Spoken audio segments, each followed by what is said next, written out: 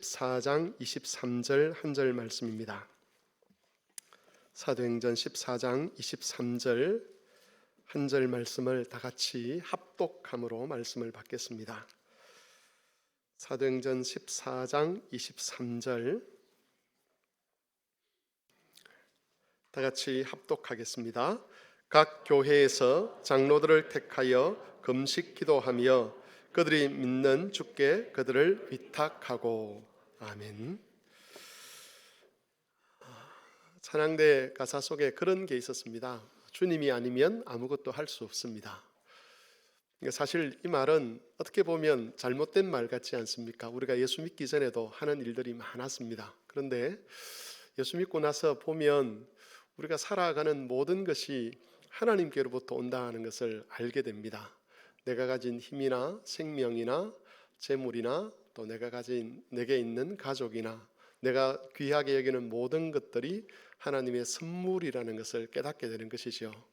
그 하나님의 선물이 없다면 심지어 우리가 자고 일어나는 것도 불가능하게 됩니다. 그래서 믿음이 자리 잡게 되고 하나님을 알아가게 되면 올려렸던 찬양의 가사처럼 주님이 아니면 아무것도 할 수 없습니다라는 그런 고백이 나올 수밖에 없는 것이고, 그런 고백을 마음을 다해서 하나님께 드리는 사람은 그 삶도 그 고백에 따르는 열매가 있게 되는 것입니다.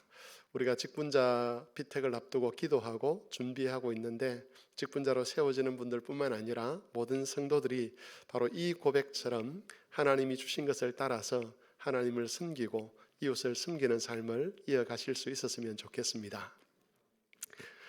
뉴스 엔조이라고 하는 조금 진보적인 기독교 매체가 하나 있습니다. 그 매체에서 피택이라는 말과 관련해서 기사를 하나 낸 적이 있었습니다. 그 기사 내용의 대략적인 것은 이런 거죠. 피택이라는 말을 사전에서 찾아보면 나오지 않습니다. 그런데 굳이 교회에서 이 피택이라는 말을 사용할 필요가 없다라고 그 기사에서는 주장을 합니다.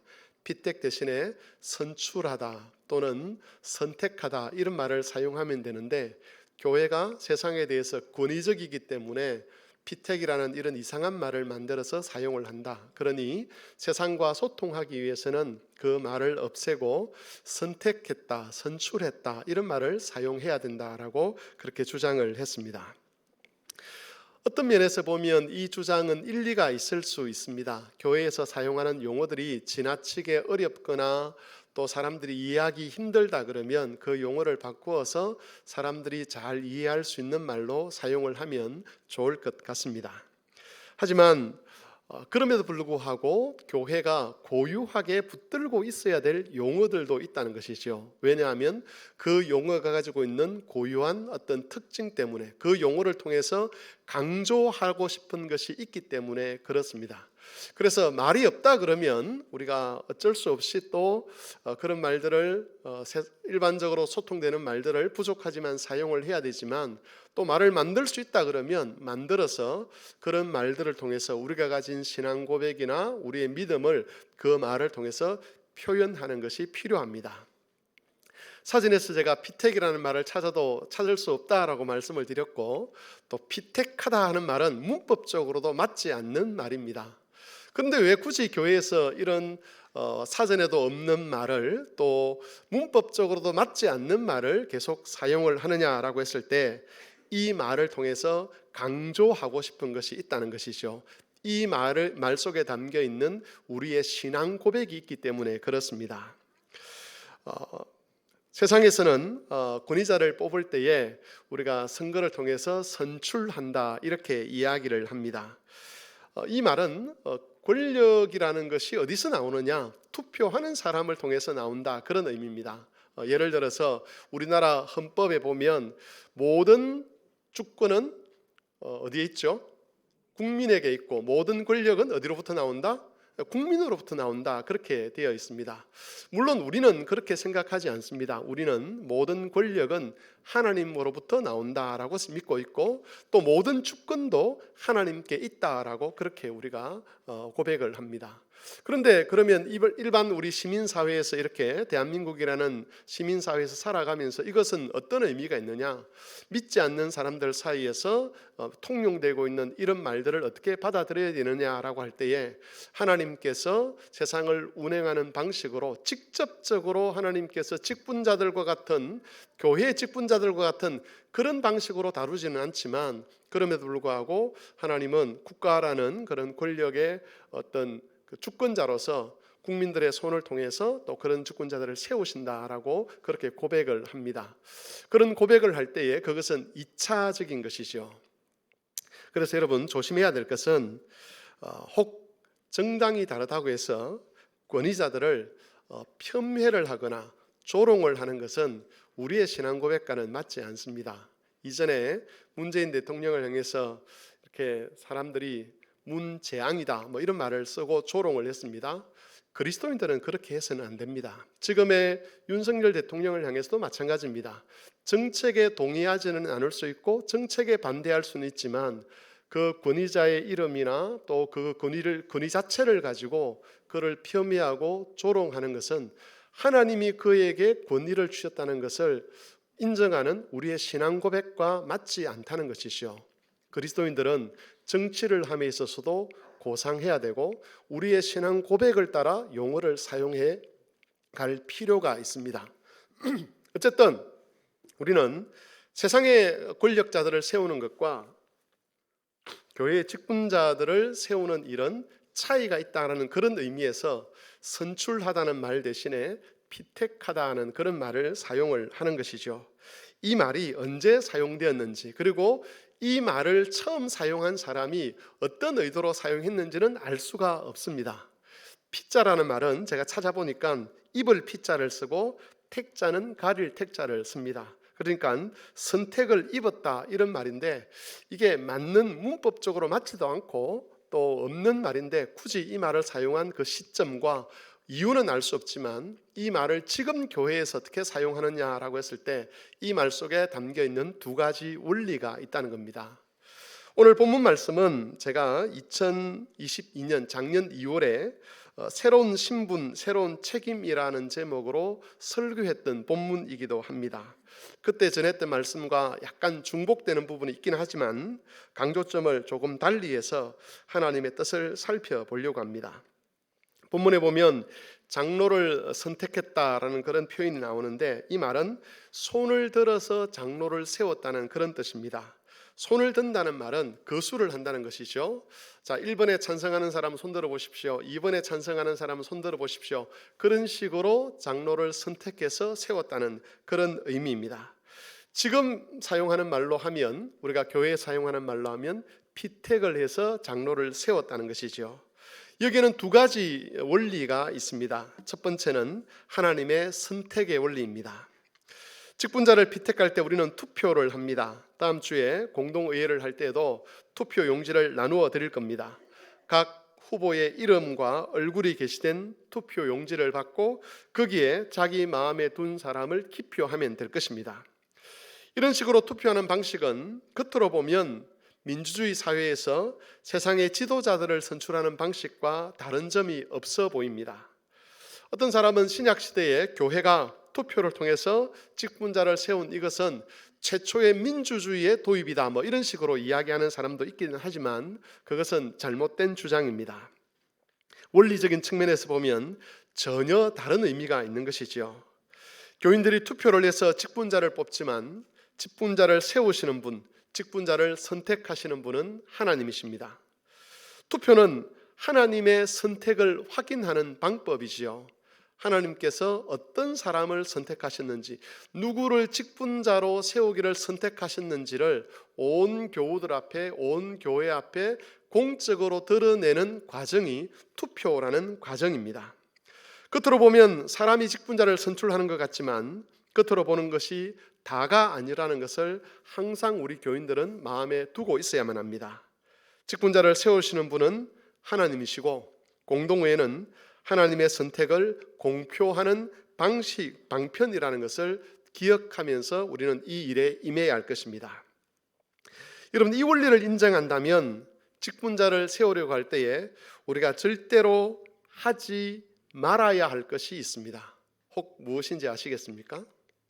그게 바로 선거운동입니다. 세상의 위정자를 뽑는 선거를 앞두고서는 후보자들이 자기를 알리는 선거운동을 합니다. 자기 정책이 무엇인지, 자기가 어떻게 살아왔는지, 자기가 어떤 비전을 가지고 있는지, 그래서 그런 것들을 제시해서 자신이 얼마나 합당한 지도자인가를 어필을 하고 자기를 뽑아주기를 원하는 것이죠. 사람들을 대상으로 그런 선거운동을 하는 목적은, 이유는 뭐냐 하면 자신을 뽑는, 자신이 권력을 갖도록 그 권위를 부여하는 주체가 바로 그 투표하는 사람들에게 있다고 보기 때문에 그렇습니다.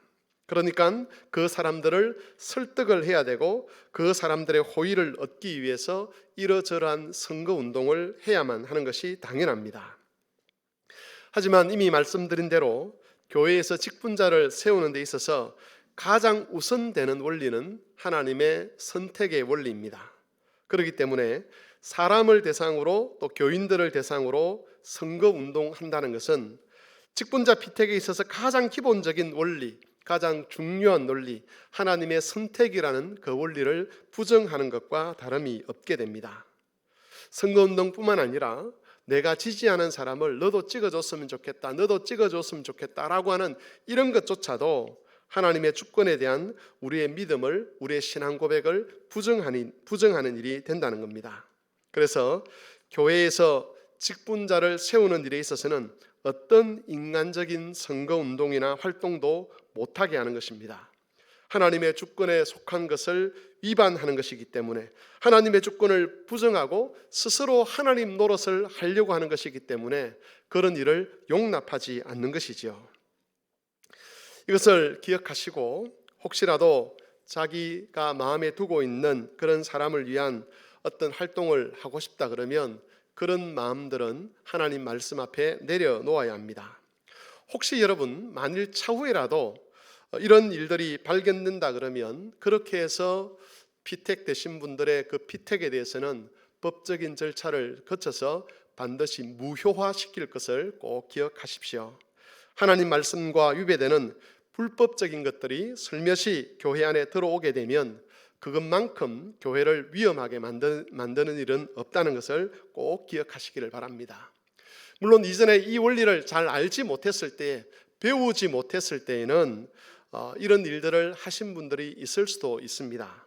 그때는 잘 모르고 그랬기 때문에 하나님께서 그나마 우리를 불쌍히 여기시고 긍휼히 여기실 것입니다. 하지만 분명한 기준을 알고서도 그렇게 한다면 그것은 하나님의 책망과 그리고 교회의 권징을 피할 수 없는 죄악이 된다는 것을 꼭 기억하시기를 바랍니다. 그런데 여러분, 선거운동을 할 수 있는 경우가 딱 한 가지가 있습니다. 교회 안에서.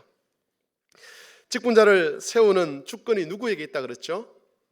하나님에게 있습니다. 그러면 선거운동을 누구에게 할 수 있겠습니까? 하나님에게 선거운동을 하십시오. 무슨 말씀인지 이해하십니까? 뽑는 우리의 주권이 하나님께 있기 때문에 주권이 있는 자에게 선거운동을 하면 되는 것이죠. 여러분, 하나님께 선거운동을 어떻게 하면 될까요? 하나님께 선거운동하는 방법이 뭐겠습니까? 그렇죠, 기도죠. 그래서 여러분, 혹 여러분 마음에 이 사람은 정말 이번에 교회에 직분자가 되었으면 좋겠다라는 그런 소원이 생긴다면 사람을 대상으로 선거운동하지 마시고 하나님을 향하여 기도하십시오.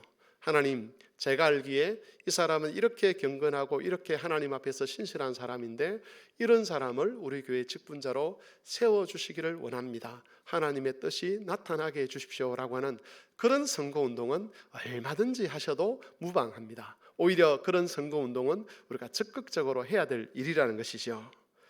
주권이 하나님에게 있다는 것, 사람을 세우는 일이 하나님께 속한 것이라는 것을 우리가 인정한다면 세상 사람들이 하는 그런 일들을 우리가 하지 않아도 되는 것이죠. 우리는 하나님께 기도하면서 하나님께서 예비하신 사람을 세워주시기를 기대하고 기다리면 되는 것입니다. 여러분, 직분자 피택의 두 번째 원리는 우리의 책임입니다. 첫 번째 원리는 뭐라고 말씀을 드렸죠? 하나님의 주권입니다. 그죠? 선택하시는 분이 하나님께 있다는 것, 이게 하나님의 주권입니다. 다시 한번 제가 여쭤보겠습니다. 첫 번째 원리는 뭐라고요? 하나님의 주권입니다. 그리고 두 번째 원리는 우리의 책임의 원리입니다. 하나님이 사람을 세우신다, 이게 첫 번째 원리고, 두 번째 원리는 우리가 책임질 일이 있다는 겁니다. 본문을 보시면 장로를 선택했다라고 하는 그렇게 되어 있는데, 이 말의 원래 의미는 앞에서 말씀드린 것처럼 손을 들어서 장로를 세웠다, 이런 뜻입니다. 우리 시대에는 손을 드는 행위 대신은 뭐 하죠? 투표를 하는 겁니다. 구약 시대에는 하나님의 직분자를 확인하는 방법으로 제비 뽑기를 했습니다. 그런데 신약에 와서는 교인들이 거수하는 방식 또는 투표하는 방식을 사용합니다. 왜 그렇게 하는가에 대해서는 2월 달에 했던 설교를 여러분 다시 한번 들어보시면 될 것 같습니다. 그렇다면 여러분, 우리는 어떤 사람에게 투표를 해야 되겠습니까? 바울 사도는 디모데전서 3장에서 어떤 사람을 직분자로 뽑아야 되는지에 대해서, 그 기준에 대해서 말씀을 우리에게 전하고 있습니다. 이 성경은 같이 한번 찾아보겠습니다. 디모데전서 3장 1절에서 13절까지의 말씀입니다. 디모데전서 3장 1절에서 13절. 화면에도 나오겠지만 성경 본문을 찾으시면서 함께 교독을 했으면 좋겠습니다. 디모데전서 3장 1절에서 13절, 신약 성경 338쪽쯤 되겠습니다. 337쪽 또는 338쪽 한 절씩 교독하겠습니다. 밑보다 이 말이여 곧 사람이 감독의 직분을 얻으려 함은 선한 일을 사모하는 것이라 함이로다.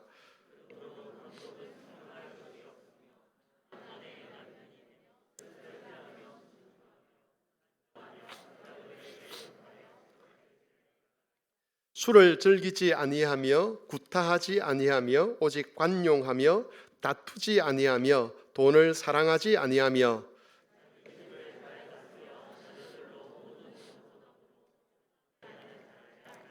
사람이 자기 집을 다스릴 줄 알지 못하면 어찌 하나님의 교회를 돌보리요.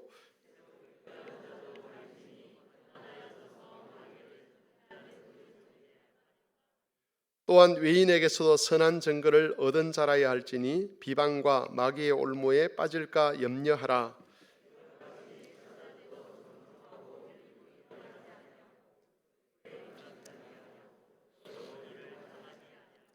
깨끗한 양심에 믿음의 비밀을 가진 자라야 할지니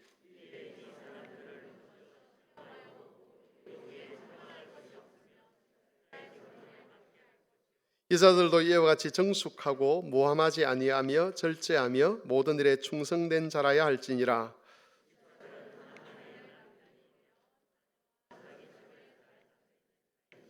같이 읽습니다. 집사의 직분을 잘한 자들은 아름다운 지위와 그리스도 예수 안에 있는 믿음의 큰 담력을 얻느니라. 아멘. 여러분, 이런 기준을 한마디로 요약을 하면 경건한 사람, 이렇게 요약을 할 수 있을 것입니다. 우리는 경건한 사람을 직분자로 세워야 합니다. 너무 당연한 이야기죠. 그런데 여러분, 여기에 우리로 하여금 아주 중요한 의문을 갖게 하는 것이 하나 있습니다. 왜 우리로 하여금 굳이 투표하게 하시는가 하는 겁니다. 여러분, 어떤 사람이 경건한 사람인가 하는 것을 가장 잘 아는 분은 누구겠습니까? 하나님이시죠. 우리는 사실 잘 모릅니다. A라는 사람이 진짜 경건한 사람인지 아니면 경건한 척하는 사람인지 잘 모릅니다. 또 교회 안에서 어떤 사람은 아주 경건한 사람임에도 불구하고 활동이 그렇게 많지 않아서 다른 사람에게 잘 드러나지 않는 경우들도 있습니다. 예수님 당시 서기관들과 바리새인들의 예를 들어보면 그들은 아주 경건한 척 했습니다. 사람들로부터도 인정을 받았습니다. 그러나 하나님께서는 그들을 외식하는 자라고 말씀하셨고 그들의 경건은 가짜라고 그렇게 책망을 하셨습니다. 심지어 예수님은 너희가 저주를 받을 것이다 라고까지 말씀을 하셨습니다. 사람들이 판단하는 것은 옳은 판단이 아니시요, 옳은 판단을 하실 수 있는 분은 하나님이시고 그 옳은 판단을 하실 수 있는 하나님께서 직접 사람을 콕 찍어서 야, 이 사람이 이번에 장로가 되어야 돼, 이 사람이 집사가 되어야 돼, 이 사람이 권사가 되어야 돼 라고 딱 알려주시면 우리가 아멘으로 받으면 되는데, 왜 굳이 경건한 사람의 기준을 제시하고 난 다음에 우리에게 그 기준을 따라 네가 판단하고 그리고 투표해서 직분자를 세우라라고 말씀하시는가 하는 것이 우리에게 있는 궁금증이라는 것이죠. 이렇게 한번 생각을 해보면 좋겠습니다. 여러분, 우리 지역의 시장, 창원시장을 새로 뽑는다고 한번 생각을 해보십시오. 창원시장을 뽑는 투표를 하는데 디모데전서 3장에 기록된 이 사람처럼 경건한 사람을 시장으로 뽑으려는 그런 사람은 없을 겁니다. 왜 그렇죠? 창원시장이 해야 될 일은 경건하지 않아도 할 수 있는 일이기 때문에 그렇습니다. 창원시를 운영하는 목적이 있습니다. 또 방법이 있습니다. 그것은 경건과 직접적인 상관이 없는 것이죠. 창원시장이 해야 될 일은 시민들의 그 나누어진 분열된 마음을 통합하고 창원시라는 이 공동체를 정치적으로, 사회적으로, 문화적으로, 경제적으로 발전시키는 일을 해야 되는데, 그런 일에 있어서는 꼭 경건해야 될 필요는 없다는 겁니다. 지금의 창원시장이 예수를 안 믿는다라고 가정을 하고, 저는 예수를 믿는 사람이 목사라고 가정을 하고, 그러면 누가 더 경건한 사람이겠습니까? 제가 여러분보다는 좀 덜 경건할 수는 있어도 예수 안 믿는 이 어떤 A라는 사람보다는 제가 경건하지 않겠습니까? 그죠? 지금의 창원시장이 믿는지 안 믿는지 모르겠지만 안 믿는다 치고, 그러면 여러분, 지금 창원시장을 다시 뽑는다면 그분에게 투표를 하시겠습니까? 아무 행정 경험이 없는 제게 투표를 하시겠습니까? 저를 못 믿으십니까? 저라도 저에게 투표하지는 않을 것 같습니다. 저에게는 창원시를 운영할 만한 그런 안목이 없습니다. 그러면 그분에게 투표하는 것이 맞죠. 이 창원시라는 공동체를 어디로 데려갈 것인가, 어떤 목표를 향해 갈 것인가 하는 것들을 염두에 둔다면 어떤 사람이 적합한 사람인가가 나오는 것이죠. 여러분, 왜 교회에서는 경건한 사람을 직분자로 세워야 하겠습니까? 그것은 교회의 머리가 그리스도이기 때문에 그렇습니다. 교회는 머리 대신 그리스도에게로 자라가는 것을 목표와 방향으로 삼고 있습니다. 따라서 교회는 거룩해야만 합니다. 이런 이유 때문에 세상이 말하는 실력자들이나 능력자들이 아닌 경건한 자들을 직분자로 세우는 것이지요. 하나님께서 이런 기준을 우리에게 제시를 하는 것은 우리가 하나님, 교회를 향한 하나님의 그 뜻에 동의하는지 여부를 이것을 통해서 확인하려고 하는 겁니다. 다시 한번 말씀을 드립니다. 하나님은 교회를 그리스도의 몸으로 세우셨습니다. 그리고 이 몸된 교회가 머리 대신 그리스도에게까지 자라가도록 하는 것이 하나님의 목표입니다. 하나님께서는 그 일을 위해서 그 방향으로 교회를 인도해 가실 것이고, 그 일을 위해서 직분자들을 사용하실 것입니다. 직분자들의 수고와 헌신을 바로 그 일을 통해서 요구하실 것입니다. 문제는 우리가 교회를 향한 하나님의 그 뜻을 인정하느냐 인정하지 않느냐를 무엇을 통해 고백을 해야 되느냐 하면 직분자를 세우는 것을 통해서 고백하는 거죠. 어떤 사람에게 투표할 것인가를 통해서 하나님의 뜻에 동의하는지 아닌지를 하나님께서 확인하고 싶어 하는 겁니다. 우리가 어떤 사람을 직분자로 세우는가 하는 것은 결국 교회를 향한 우리의 생각이 어떠한가와 연결이 되어 있습니다. 하나님의 뜻을 따라서 교회가 그리스도의 몸으로서 머리 대신 그 그리스도에게까지 자라가야 된다라고 생각한다면 하나님께서 세우신 그 기준을 따라 직분자를 투표해야 되는 것이고, 혹 다른 뜻이 있다면 그 뜻을 따라 투표하면 된다는 겁니다. 어떤 사람들은 자기와 친한 사람에게 표를 주기도 합니다. 또 어떤 사람은 자기 식구라고 표를 주기도 하고, 어떤 사람은 이 교회에 오래 있었다고 표를 주기도 합니다. 주님이 말씀하신 기준과는 다른데도 그 사람의 체면 때문에 그 사람에게 표를 주기도 합니다. 어떤 사람은 상대방에게 진 빚이 있어서 그 빚을 갚는 마음으로 그 사람에게 투표하기도 합니다. 또 어떤 사람은 담임 목사와 마음이 맞는 사람인지 아닌지를 살펴보고 담임 목사와 마음이 맞는 사람에게만 투표하는 경우들도 있습니다. 여러분, 이런 태도는 교회를 향한 주님의 방향과 목표를 거부하는 것과 다름이 없습니다. 하나님의 뜻을 고의적으로 외면하는 것이죠. 담임 목사와 마음이 맞는 사람을 선택하면 좋은 것 같지만 교회는 담임 목사의 교회가 아닙니다. 그 직분자는 담임 목사를 위한 직분자가 아니죠. 교회는 주님의 교회이고 직분자는 주님의 직분자입니다. 그래서 주님의 뜻에 맞는 사람, 주님께서 목표로 세우신 그 목표를 향해서 갈 수 있는 사람을 선택하는 거죠. 그리고 그 선택을 통해서 우리는 우리의 믿음을 하나님 앞에 드러내는 겁니다. 반대로 만일 우리가 교회를 향한 하나님의 뜻을 무시하고 또 주님이 주신 그 기준을 무시하며 투표를 한다면 그 책임은 고스란히 우리가 지게 될 겁니다. 하나님은 약속하셨습니다. 하나님이 정하신 그 뜻, 교회를 향한 뜻을 인정하고 그 뜻에 따라 직분자를 세우게 되면 그 직분자들이 그리스도의 대사가 되어서 교회를 윤택하게 하고 교회를 든든히 세워가고 그래서 교회의 기쁨과 화평과 은혜가 넘칠 것이라고 약속을 하셨습니다. 그러나 만일 주님의 뜻과 상관없이 직분자를 세우게 되면 그 주님의 교회를 향한 주님의 뜻을 인정하지 아니하고 우리가 원하는 뜻을 따라서 사람을 세우게 되면 교회는 주님의 뜻과는 상관없는 단체로 변질이 될 것이고 주님이 약속하신 평화와 기쁨도 사라질 겁니다. 온갖 사소한 일들로 인해서 분쟁이 생겨나게 될 것이고 세상의 빛과 소금이 되기는커녕 세상의 근심이 되는 그런 타락한 집단이 되고 말 것입니다. 그것이 바로 책임의 원리입니다. 하나님의 뜻을 따른다면, 하나님의 뜻에 순종한다면 교회를 향한 하나님의 약속을 누리게 될 것이고 그 뜻을 인정하지 아니하고 그 뜻을 따르지 않는다면, 그것을 거부한다면 그 일에 대한 책임을 스스로 져야만 하는 겁니다. 이전에는 그런 경우들이 많았습니다. 경건함 때문이 아니라 다른 기준으로 직분자를 세우고 선택하는 교회들이 있었습니다. 그런데 그런 교회들은 그 직분자 때문에 많은 고통과 어려움을 겪어야만 했습니다.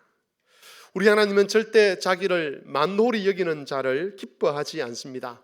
하나님을 만홀히 여기는 자는 하나님이 말씀하신 책망과 징계를 받게 될 것입니다. 하나님과 하나님의 뜻을 만홀히 여긴다면 거기에 합당한 고통을 겪게 될 것입니다. 자신의 악한 선택에 대한 책임을 지게 하시는 것이지요. 그러므로 성도 여러분, 다음 주 공동의회를 할 때에 디모데전서에 기록된 이 기준을 따라서 선택하시기를 바랍니다. 하나님께서 너희도 정말 이 교회를 그리스도에게까지 자라가는 교회가 되기를 원한다면 너희의 목표와 방향, 교회를 생각하는 너희의 목표와 방향이 하나님의 뜻에 동의되고 그 뜻에 맞는 것이라면 내가 정한 이 기준을 따라 생각하고 이 기준을 따라 사람을 선택하라고 요구하는 겁니다. 물론 우리는 누가 경건한 사람인지 누가 경건한 척하는 사람인지에 대해서는 정확하게는 알 수는 없습니다. 그러나 하나님이 우리에게 주신 양심을 따라서 하나님의 뜻에 순종한다면 우리의 연약한 것, 우리의 부족한 것을 하나님께서 메워주실 것이고 그 하나님의 도우심으로 말미암아서 우리는 하나님이 약속하신 은혜를 교회를 통해서 누리게 될 것입니다. 말씀을 정리하겠습니다. 오늘 우리는 직분자 피테크와 관련된 두 가지 원리에 대해서 살펴보았습니다. 하나는 하나님의 선택, 하나님의 주권의 원리입니다. 직분자는 사람의 뜻으로 세워지는 것이 아니라 하나님의 뜻, 하나님의 주권, 하나님의 선택에 의해서 세워집니다. 그러므로 인간적인 선거운동 하지 마시고 기도함으로 한 주간을 준비하시기를 바랍니다. 두 번째는 우리 책임의 원리입니다. 하나님은 어떤 사람을 직분자로 뽑아야 되는지 그 기준을 분명하게 제시를 하셨고 그 기준을 통해서 교회가 나아가야 될 방향과 목표에 대해서도 말씀해 주셨습니다. 그 기준대로 사람을 뽑는다는 것은 교회를 향한 하나님의 뜻을 인정하고 그 뜻을 따르겠다는 의지를 나타내는 것이죠. 교회는 거룩하고 경건해야 합니다. 교회가 머리 대신 그리스도에게까지 자라가야만 합니다. 이것을 인정한다면 우리도 경건한 사람을 직분자로 세워야 합니다. 그럴 때 하나님은 우리에게 가장 좋은 선물을 주실 것이고 교회도 그리스도 안에서 견고하게 세워지게 될 것입니다. 이 말씀을 기억하면서 한 주간 기도하시면서 공동회의를 준비하는 그런 성도들이 되시기를 바랍니다. 주님의 말씀을 기억하며 같이 기도하겠습니다. 계속 말씀을 드리는 거지만 공동회는 하나님이 주신 선물을 받는 교회의 잔치입니다. 이 거룩한 회의가 이 예식이 이 행사가 변질되지 않도록 우리도 준비를 해야 합니다. 하나님이 주권자라는 것을 인정하고 또 우리 책임의 원리도 기억하면서 기도로서 한 주간 준비하게 하시고 우리가 지혜로서 경건한 마음으로 이 직분에 임하여서 하나님이 주신 선물을 잘 받을 수 있도록 도와주시고 세워질 직분자들을 통해서 교회가 더욱더 은혜스럽게 또 더욱더 경건하게 세워지게 해주시기를 한 목소리로 기도하겠습니다.